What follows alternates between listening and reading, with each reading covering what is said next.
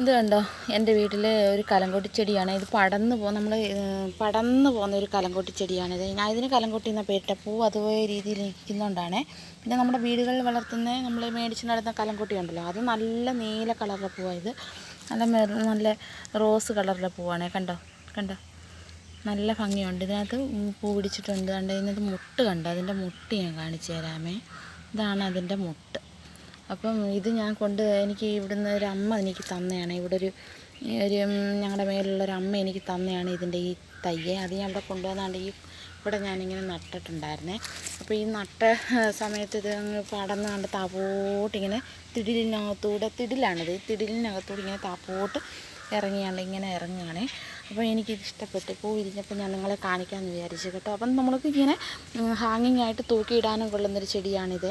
അപ്പോൾ ഇഷ്ടപ്പെട്ടെങ്കിൽ ഒന്ന് സബ്സ്ക്രൈബ് ചെയ്യണേ. ഞാൻ ഇതിന് കലങ്കൊട്ടി എന്നാണ് പേരിട്ടേക്കുന്നത്. നിങ്ങൾ ഇതിന് എന്താ പേര് വിളിക്കുന്നത് എന്ന് കമൻറ്റ് ചെയ്യണേ. ഒന്ന് സബ്സ്ക്രൈബ് ചെയ്യണം കേട്ടോ.